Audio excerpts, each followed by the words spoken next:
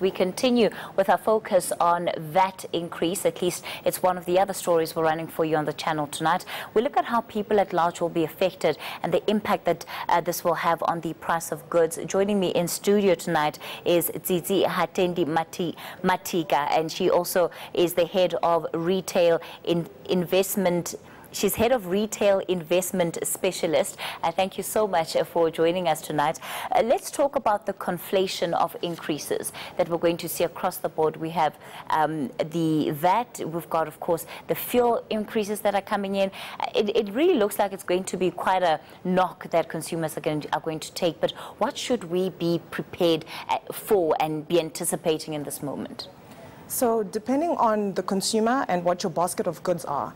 So if you look at someone who is on the lower end and what they consume. So there are 19 items that are food items that are excluded from VAT, and National Treasury is looking to increase this to 8 more items. So while it's not a lot, one can play around and toggle with what you purchase as an individual. In terms of the zero-rated goods. Yes. But when you look at that list and you look at the average diet of South Africans, it really is a bit impractical. It is very impractical. And the more you think about it, things like brown bread, for instance, some brown breads are included, but not all. So it's very difficult for an individual to know what is and what isn't. But what will also help is consolidating debt, for instance, because things like a new service fee or a new card fee will have VAT on. So little things will add up. So it's not just about food, it's about thinking holistically about all the things you consume.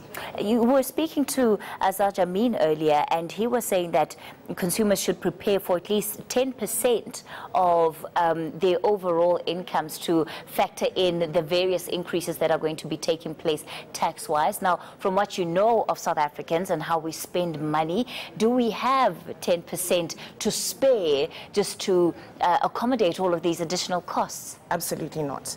So the big elephant in the room is that right now there's a desperate need for growth. It's not going to come from anywhere else. You can cut out as much as you can, but it's just not going to cut it. So right now it's all about growth, and there has to be a lot of heavy lifting done by the government and the fiscus. But are we then expecting to see that people will become even more indebted than they already are?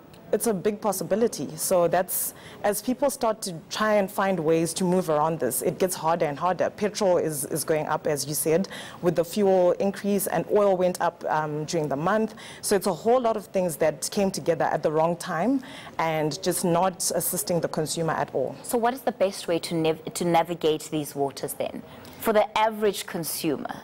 The average consumer has to become more savvy. So it's about really sitting down and figuring out what you spend your money on and not just shelling out money for anything. All right. When we look at some of those increases, I think lots of us are going to choose to become vegetarian since vegetables and fruit are about the only goods that are not going to be part of, that are not going to be affected by the VAT increase. But I don't know how much of that will actually remain the same, because you also have the fuel cost that the transport companies have to factor in. So ultimately, it looks like the consumer's paying one way or the other, regardless of which way you look at it. Tsitsi Hatendi-Matika, she is with Absa.